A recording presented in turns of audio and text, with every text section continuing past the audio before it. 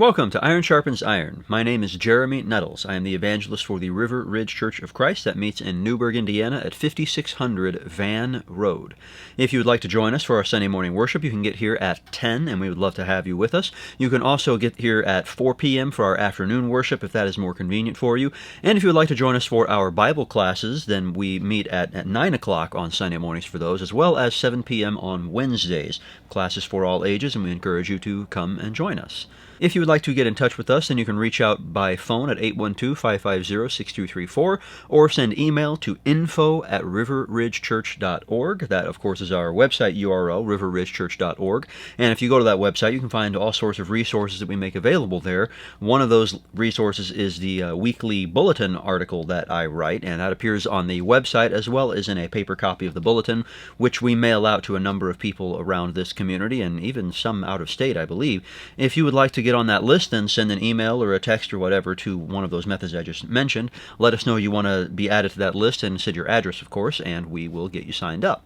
Another resource on the website is a stable link to our weekly live-streamed worship services and Bible classes during the times that I mention for our schedule. If you can't join us physically, but you would like to be with us at least virtually and participate in that way, then I encourage you to avail yourself of that live stream. You can also find that live stream by just going to our YouTube channel, and the YouTube channel additionally includes all of the past TV programs once they have aired here on Fox, so you can go back and see the entire backlog, including some playlists where they are arranged into categories.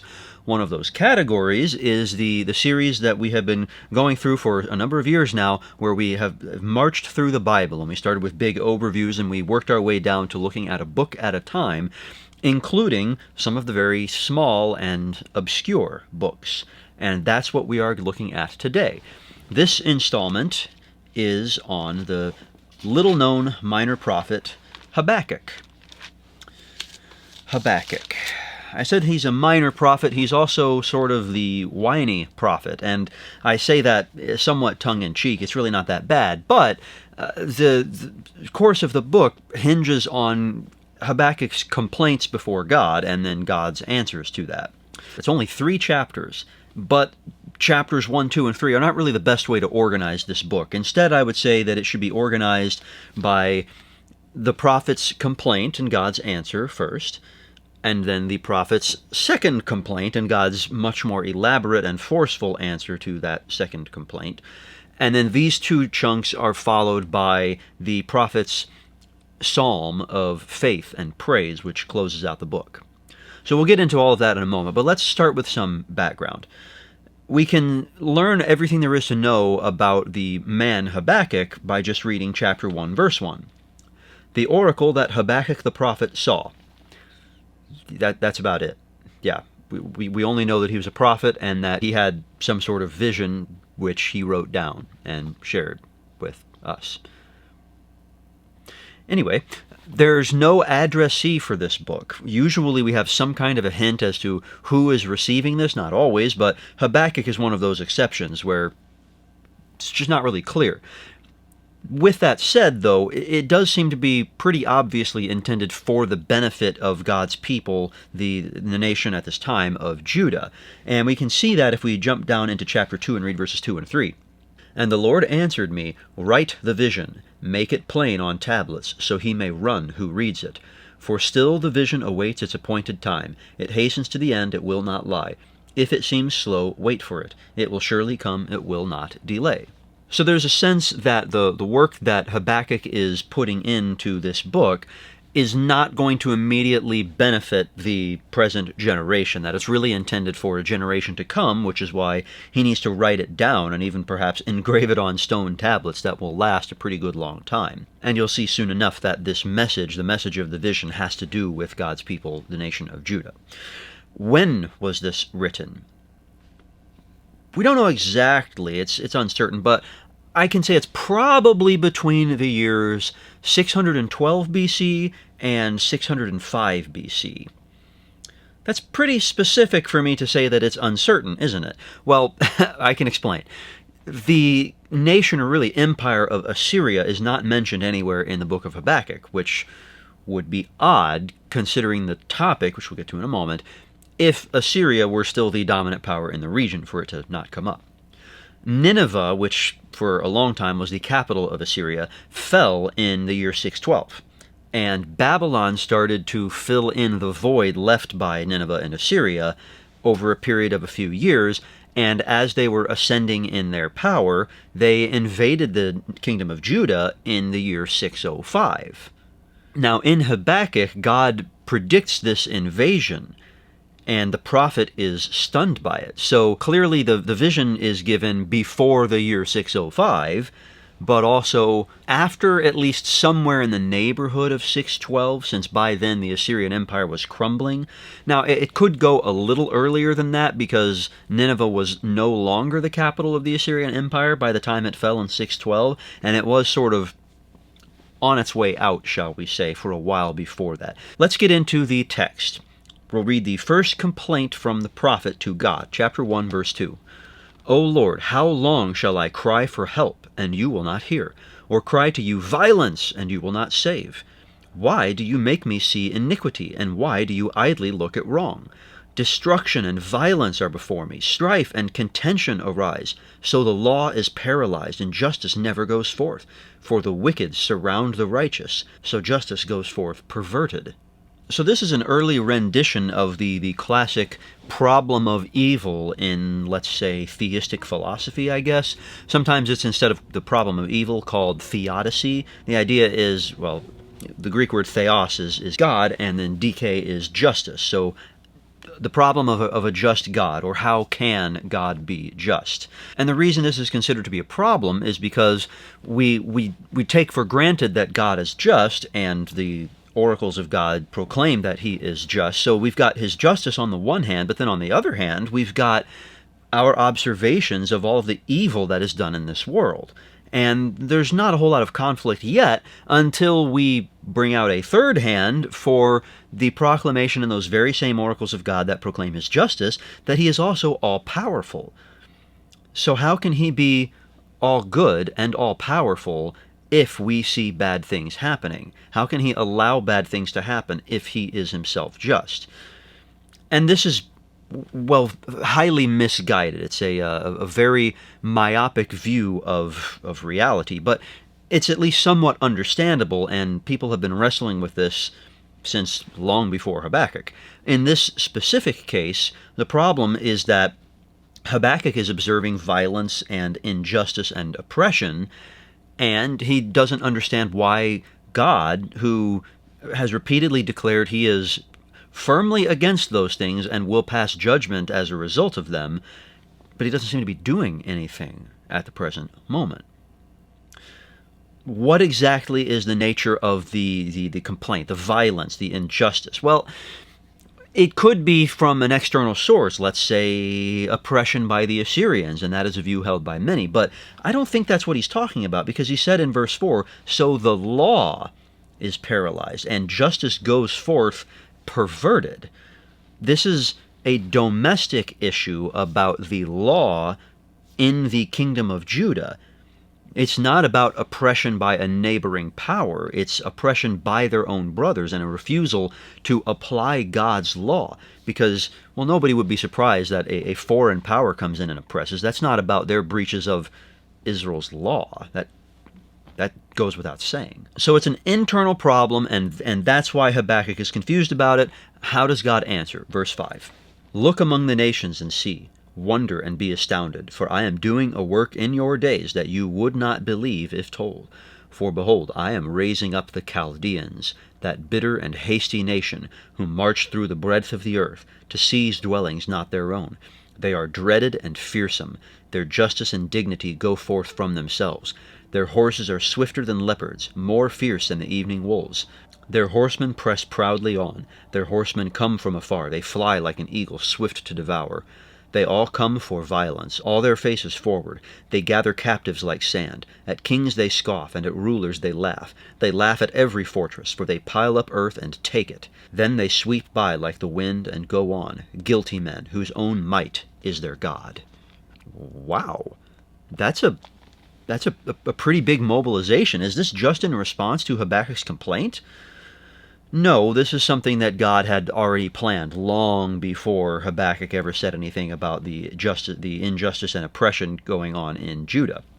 And for evidence of this, we could go to a number of places, but I'll just choose one in 2 Kings chapter 20, where the prophet Isaiah is speaking to King Hezekiah, and he tells him in verse 16, "Hear the word of the Lord. Behold, the days are coming when all that is in your house and that which your fathers have stored up till this day shall be carried to Babylon. Nothing shall be left, says the Lord. And some of your own sons who shall be born to you shall be taken away, and they shall be eunuchs in the palace of the king of Babylon." Then Hezekiah said to Isaiah, "The word of the Lord that you have spoken is good." For he thought, "Why not, if there will be peace and security in my days?" For reference, we don't know exactly what year this took place, but it would be not too long after about 700 BC, because that's when the Assyrians invaded and besieged Jerusalem. God rescued them from that under Hezekiah's kingship, and then not too long after that, sometime in the next couple of decades, was when this took place. So that would put it sometime after 700 BC, but before about 680 BC. And for reference, Habakkuk comes sometime in the neighborhood of, or a little before, 612 BC. So there are decades in between God's prediction through the prophet Isaiah to Hezekiah and his prediction through Habakkuk to, well, the nation of Judah. And this reminds me of a New Testament point that Jesus makes in Matthew chapter 6, beginning in verse 7. "And when you pray, do not heap up empty phrases as the Gentiles do, for they think that they will be heard for their many words. Do not be like them, for your Father knows what you need before you ask Him." God plans ahead, and He knows what is coming, and He knows what we need long before we understand it ourselves. So when Habakkuk comes to God and says, "Here's what we need," God's answer is, "Yeah, I know, I'm already working on that." There's also some tough language in God's response, things like "their justice and dignity go forth from themselves" in verse 7. What does that even mean? Well, it means that they don't adhere to anyone else's standard. Instead, they make their own rules. So their concept of justice, their concept of dignity, it comes from themselves. But it's not just that they hold it within themselves and judge themselves by that standard, but that they assert it with great confidence and not only abide by it themselves, but enforce it upon others too. Now, contrast this with the Jews, who were supposed to follow God's justice and dignity, but as Habakkuk said earlier up there in his complaint, by and large, they're not doing so. In verse 9, there is some foreshadowing. They come for violence, all their faces forward. They gather captives like sand. They're not just going to come and conquer. They're going to take captives, and they're going to remove them from their homes and put them somewhere else. There's more foreshadowing in verse 10. "They laugh at every fortress, for they pile up earth and take it." Now, the building of siege mounds and siege ramps that would allow you to overcome a walled city by just building a big ramp out of earth that goes up to the top of the wall was pretty common practice in siege warfare of the time. But on top of that, it's exactly what would eventually happen. And not just on one occasion when Babylon would raise a siege mound and be able to take Jerusalem. They were not terribly concerned about Jerusalem being a fortress, even though it was an easily defensible fortress. The Babylonians took control of Jerusalem several times over. In the first place, Nebuchadnezzar just removed Jehoiakim from being king and installed his son Jehoiachin in his place. And then he came back and removed Jehoiachin and took him captive back to Babylon. He would install his own choice again. This would be Jehoiakim's brother Zedekiah at that time. And then he would come back later and remove Zedekiah and replace him not with another king, but with a governor of his own choosing. Jerusalem, as I said, was an impressive fortress, and it was closed off to the Assyrians back in 700 BC under Hezekiah. And yet it was breached multiple times in a very short span by the Babylonians, as were many other of the cities of Judah. Before we move on, I'd like to reread verse 11. "Then they sweep by like the wind and go on, guilty men whose own might is their God." Huh? Didn't they worship lots of idols? Why does it say that their own might is their God, as if they've only got the one? Well, yeah, they worshiped idols, but really those idols stood in for their own strength, for themselves. And they could manage this for a while as long as their strength endured. But eventually it's going to come crashing down. We're not there yet, though. That was just the first complaint and God's answer. There's a lot more to come, but let's not rush ahead. There are some lessons for us to take out of this before we move on. There's something to be said for Babylon's folly here in ignoring God and essentially worshiping themselves and then covering that up by just, throwing idols into the mix. There's not too much overt idolatry in the West today, but there's a lot of covert idolatry, and it really amounts to the same thing. Whatever it is that you serve, whether it's, money or fame or lust or food or whatever, that's your idol, even if you don't recognize it as such. And it all comes back to worshiping the self in almost every case. Don't make that mistake. More pertinent to what we have read, though, is that God's people were incurring divine judgment with evil men as the instrument of that judgment. You can't take for granted that God's will is the same as yours, even if you are one of God's people. Now, we're supposed to mold our will to match God's, but sometimes we don't do that. If God wants to raise up someone sinful like the Babylonians, it's fine to expose and announce that sin to the world. In fact, God wants us to do that. But don't forget that God uses sinful people for his purposes too. In this case, God's own people, the Jews, needed to learn a lesson at the hand of sinful Babylon. Another lesson is that Habakkuk made a request, and he got an answer. Was he happy with it? You won't always be particularly happy with the answers to your prayers either. But what's your job? You can't defeat God's plans, and you can't force everyone else to change. Instead, you got to worry about yourself. And then tell the truth, whether they want to hear it or not. You can't beat God, and you're not in charge of other people. Better to put yourself on God's side and worry about yourself first. On to the second complaint in chapter 1, verse 12. Are you not from everlasting, O Lord my God, my Holy One? We shall not die. O Lord, you have ordained them as a judgment, and you, O rock, have established them for reproof. You who are of purer eyes than to see evil, and cannot look at wrong, why do you idly look at traitors and remain silent when the wicked swallows up the man more righteous than he? You make mankind like the fish of the sea, like crawling things that have no ruler. He brings all of them up with a hook. He drags them out with his net. He gathers them in his dragnet, so he rejoices and is glad. Therefore he sacrifices to his net, and makes offerings to his dragnet, for by them he lives in luxury, and his food is rich. Is he then to keep on emptying his net and mercilessly killing nations forever? I will take my stand at my watchpost, and station myself on the tower, and look out to see what he will say to me, and what I will answer concerning my complaint. There's an interesting outlook here in verse 12 there. God had just said back in verse 6 that he was raising up the Chaldeans to seize dwellings not their own. He said in verses 9 and 10 that they were coming for violence to gather captives. They're not concerned about your rulers or your fortresses. Now Habakkuk responds to that by appealing to God's eternality, his everlastingness, his immortality, I guess we could say, and also his care for his people and his plans for the future, and says, we're going to be fine.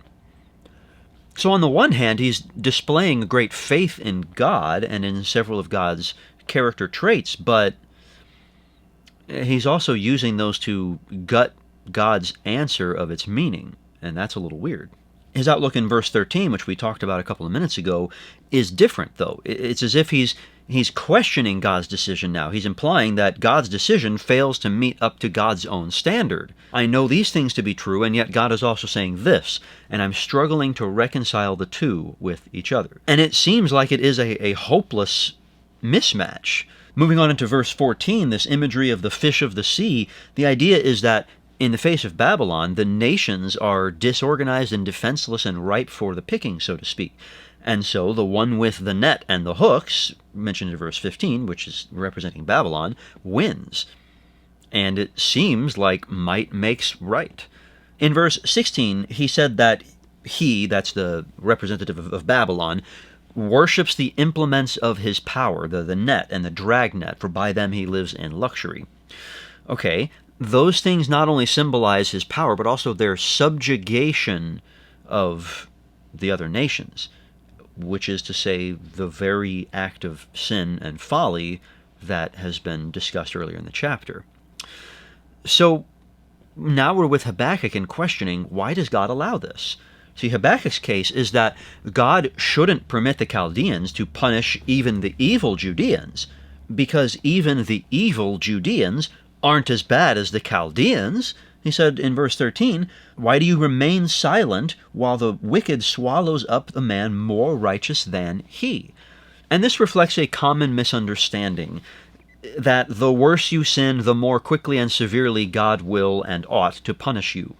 Well, God is saying that's not the way it works, and it raises the reasonable question, if we are to be punished for our sins, and especially our idolatry, as the Jews were going to experience, then who's going to punish our punishers, who are even worse idolaters, who are even more unjust and oppressive than we are? Well, God has an answer for that. We've only read Habakkuk's complaint to this point, the second one. Let's pick up in chapter 2, verse 2. "And the Lord answered me, Write the vision, make it plain on tablets, so he may run who reads it. For still the vision awaits its appointed time.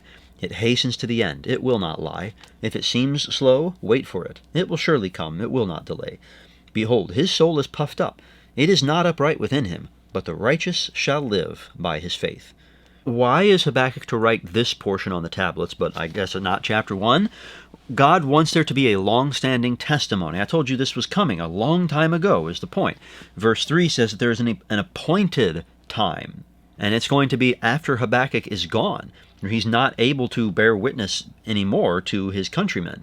So if this vision is going to reach the generation that will actually see its fulfillment, then it's going to need something more lasting than just his oral report. By the way, this is probably why we have this book that bears Habakkuk's name. Is this about Babylon conquering Judah? No. Remember, that happened over just a few years. I mentioned at the beginning that this probably is written in the neighborhood of 612 BC, maybe a little bit before, and that less than 10 years later, Babylon was going to be invading in 605. Okay, Jerusalem didn't fall until 586, but still, I mean, you've seen Babylon bringing judgment for 20 years by that point. It's no surprise. That's not what he's talking about here. It's not about Babylon coming in and conquering anymore. This part that needs to be engraved in stone tablets for a generation yet to come is about Babylon being punished in turn. Verse 4 again, "Behold, his soul is puffed up. It is not upright within him, but the righteous shall live by his faith." Whose soul? It's God speaking. Is he talking about Habakkuk, that Habakkuk's soul is not upright within him? No, that's the you up in verse 2. Write the vision. It's implied in the command there. You, Habakkuk, write the vision. Is it about the one who reads it in verse 2? So he may run who reads it. No, because the subject changes back to you for verse 3. If it seems slow, wait for it. That's a second-person command. You, wait for it. So we're looking for a third-person subject, he, that is explained by this, and to find the nearest one, we have to go back up to chapter 1, verse 17. Is he then to keep on emptying his net and mercilessly killing nations forever? It's Babylon, perhaps represented by its ruler. So God is going to use Babylon as a tool for judgment on his own people, but all is not well with Babylon either. However, the righteous, in any circumstance, will live by his faith. And that sounds like it's a promise to spare the physical lives of the righteous, and there's some truth to that. But God has something a lot more lasting, something more eternal in mind than just that.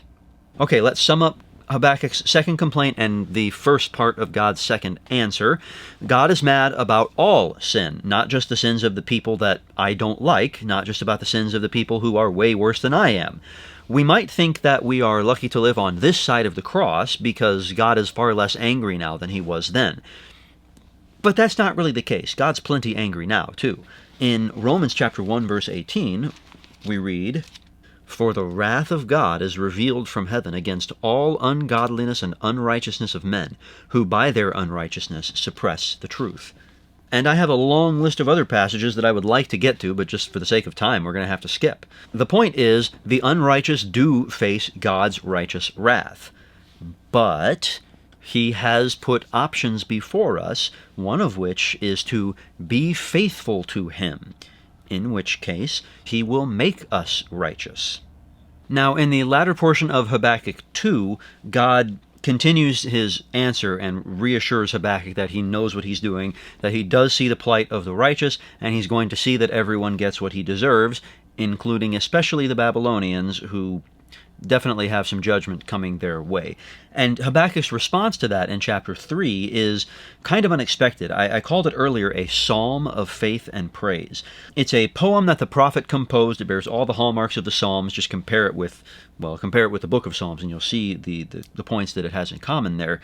It starts with the prophet expressing terror at the wrath that God has promised to pour out on Judah.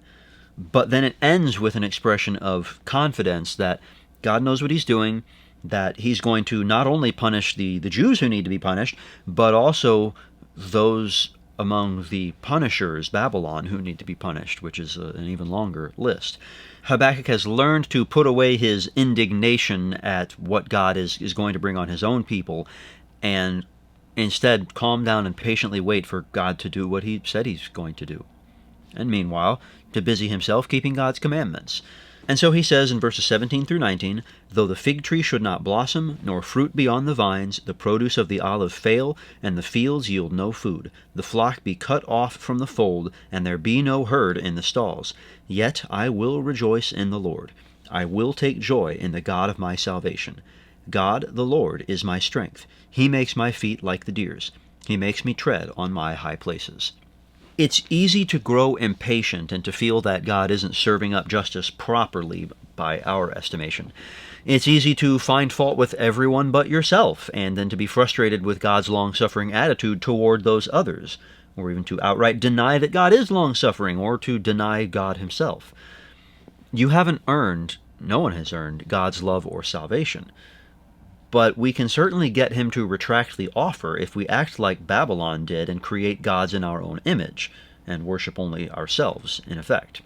Instead of just looking outward at all of the sins that others have committed and pointing out that God is not judging them as we see fit, let's start by looking inward. As Jesus also said in the Sermon on the Mount, that you should remove the beam from your own eye before you try to take the speck out of your neighbor's eye. Let God be the one to sort the sheep from the goats. He doesn't need your advice. He doesn't care about your judgments. He's got his own plan, and it's better than yours. He's told you everything that you need to know. As he told Habakkuk in chapter 2, verse 3, if it seems slow, wait for it. It will surely come. It will not delay. If you need help putting yourself on God's side, or you need to join yourself to his people, we would be happy to facilitate at River Ridge. You can get in touch with us by phone at 812-550-6234 or email us at info@riverridgechurch.org. You can also find us at 5600 Van Road in Newburgh for Sunday morning worship at 10. I hope to see you there. Thanks for joining me today on Iron Sharpens Iron.